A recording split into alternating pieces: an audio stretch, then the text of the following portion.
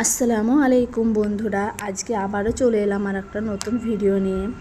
আজ আমি আপনাদের সঙ্গে শেয়ার করব ঝালমুড়ি বানানো। তো অনেকে রাস্তায় বাইরে খেয়েছেন কেমনভাবে, তো আমি আজকে দেখাচ্ছি ঝালমুড়ি কিভাবে বানাবেন। তো এখানে আমি কয়েকটা উপকরণ নিয়েছি, সেগুলো আমি এক এক করে দিয়ে দেবো। প্রথমে আমি এখানে মুড়ি নিয়ে নিয়েছি, এবার এর মধ্যে দিয়ে দিচ্ছি শসা কাটা, ছোট ছোট করে কেটেছিলাম লম্বা সাইজ করে।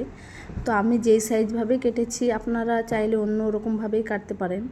আর এর মধ্যে দিয়ে দিচ্ছি টমেটো, ছোট ছোট করে কেটে নিয়েছি। আর দিয়ে দিচ্ছি এখানে গাজর কুচি, আর দিয়ে দেবো এখানে পেঁয়াজ কুচি। আরও দিয়ে দেবো এখানে ছোট ছোট করে কুচি কুচি করে নিয়েছি লঙ্কা। আর তার সঙ্গে দিয়ে দিচ্ছি আমি এখানে ধনেপাতা। তো এবার আর এখানে দিয়ে দিচ্ছি সামান্য রসুন কুচি। এবার আমার সব কিছু দেওয়া কমপ্লিট। এবার এর মধ্যে দিয়ে দেবো চানাচুর, এটা হচ্ছে মমতা চানাচুর।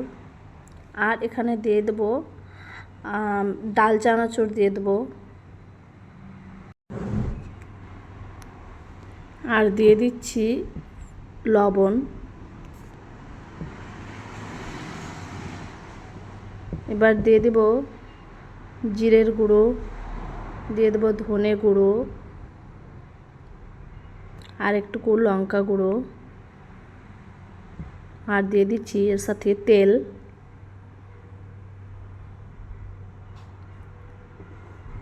আর এখানে দিয়ে দেবো আমি সামান্য আচার, এটা হচ্ছে টক আমের আচার, নেই শেষ হয়ে গেছে, ঝেড়ে ঝেড়ে দিলাম।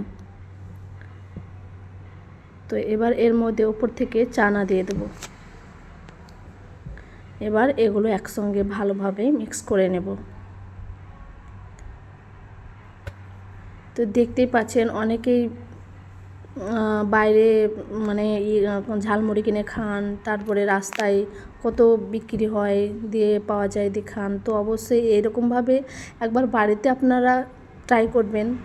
অনেকেই তো ঝালমুড়ি খেয়েছেন, কিন্তু আমি যে এরকমভাবে বানালাম, যদি ভালো লাগে তো অবশ্যই এরকমভাবে একবার ট্রাই করে দেখবেন।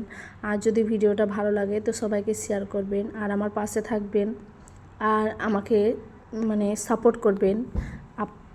আপনারা আমার পাশে না থাকলে আমি কিন্তু কিছুই নই। আপনারা জাস্ট আপনাদের সাপোর্টেই আমি সব কিছুই চলতে পারছি, আগাতে পারছি। তো আমি চাই যে আরও আপনারা আমার পাশে থাকুন আর আমাকে সাপোর্ট করবেন।